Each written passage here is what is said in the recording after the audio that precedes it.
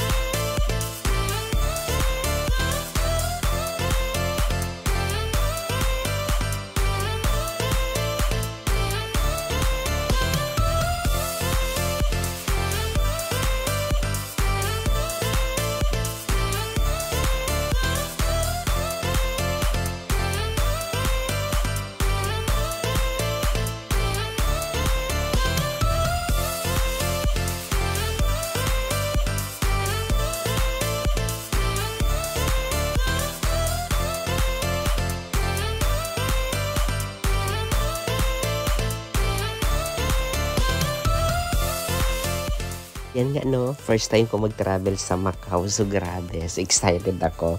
So ito guys no, galing ako sa Hong Kong. Then nag-ferry papunta po sa Macau. So grabe, 1 hour lang yung biyahe. So grabe, kung mag-travel tayo sa Hong Kong, pwede tayo mag-cross country to the Macau. So pwede tayo mag-ferry, pwede mag-aeroplano, o pwede din tayo mag-bus. So ito guys, nag-ferry po ako papunta doon. So grabe, ang saya. Grabe. Yung alam mo yun, nadagdagan yung experience natin sa pagta-travel.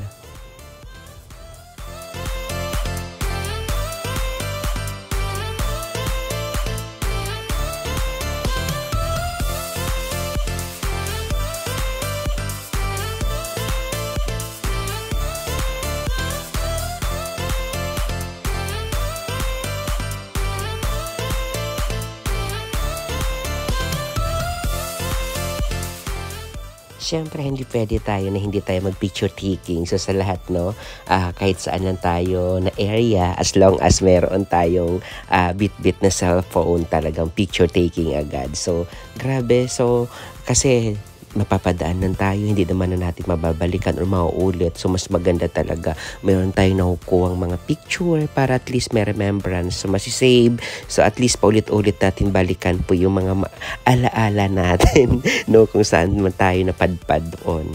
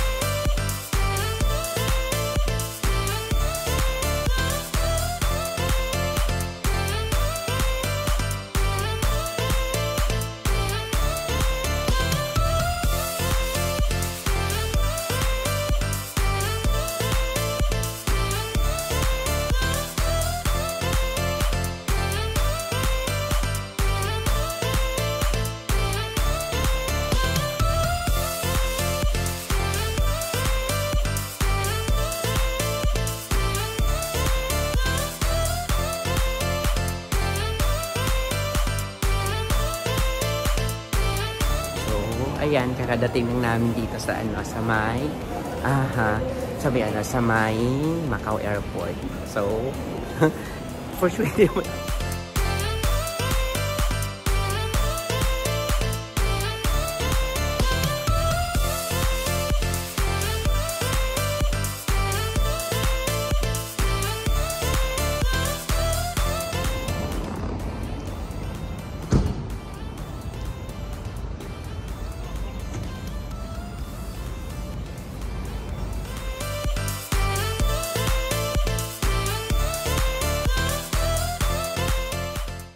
so dito talaga sa Macau, no, madami talaga tayong makuhanan talaga ng magagandang picture. So talagang ikaw na lang mapapagod sa kakakuha ng picture talaga dito sa Macau.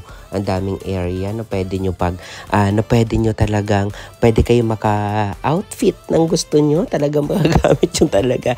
Kasi grabe, ang dami-dami talagang mga magagandang background sa picture na pwede nyo po makuha.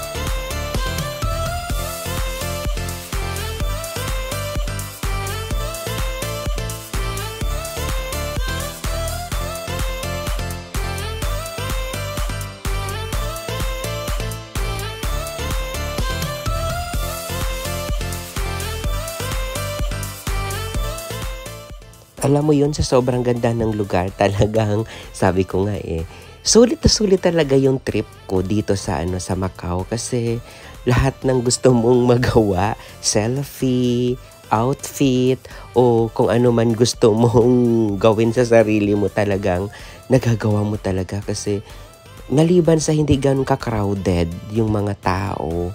So makakagalaw ka ng maayos and picture ka ng maayos. Grabe, ang ganda talaga dito sa Macau.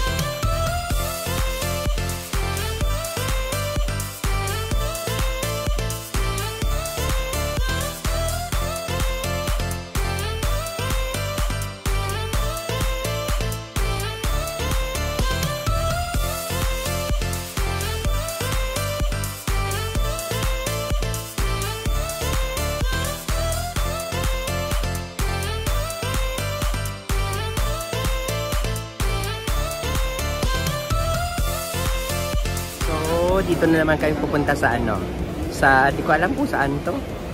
Ang layo ng nilalakad namin.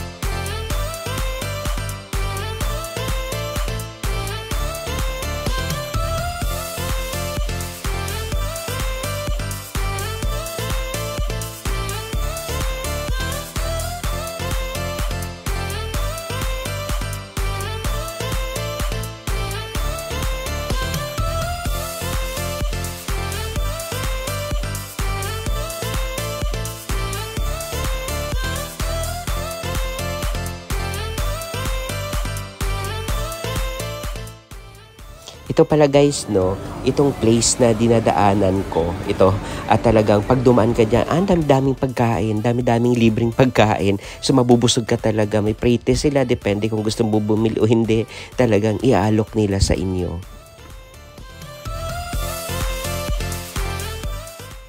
Ito naman yung pinaka-tourist spot nila, so talagang dami-daming tao dyan. So ayun, sabi ko nga, no, grabe, ang dami talagang tao dyan na talagang pag akyat mo doon, talagang, naku, grabe, ang dami-daming tao.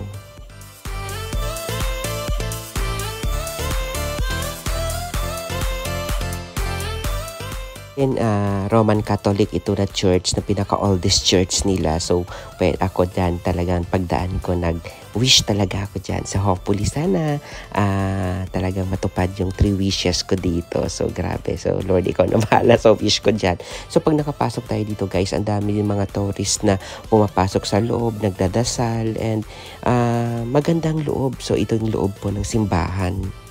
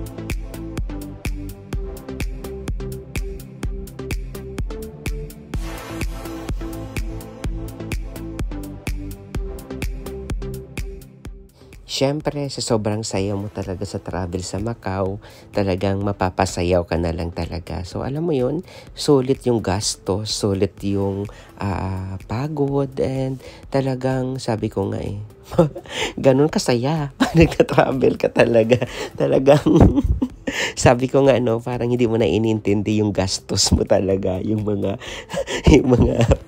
puyat at pagod mo dyan sa sa pagising ng umaga para makasakay ka lang talaga ng ferry papunta po sa para makapag-cross ka lang po sa Macau from Hong Kong to Macau.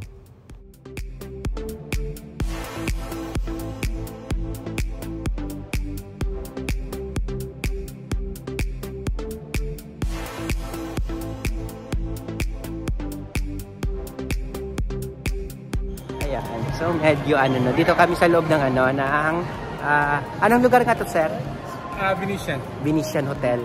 Venetian Hotel pala to. Venetian Place. Grabe ha. So, where tayo?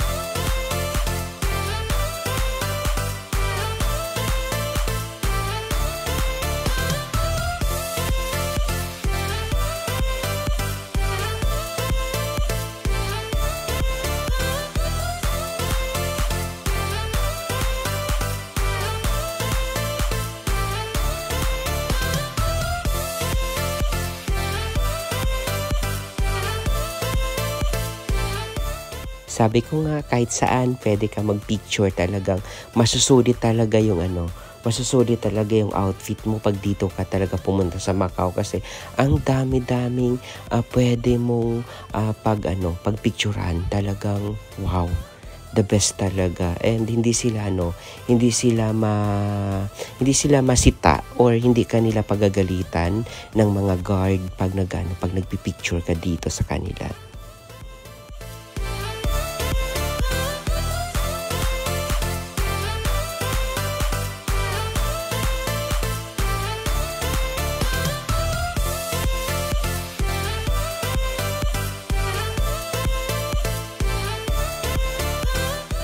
Kung alam mo yung mahuhulog ka na, pero dahil sa gusto mo lang talagang masulit yung tour mo, talagang wow, talagang sabi ko nga ang ganda, ang ganda talaga ng lugar po ng Macau.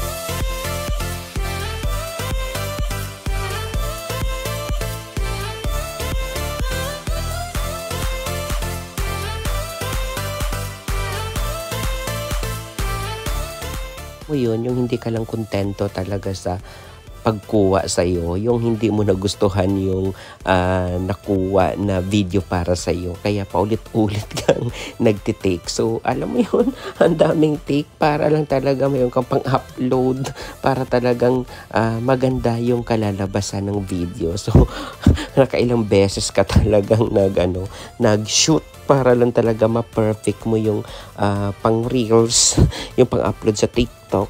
So, ayan no.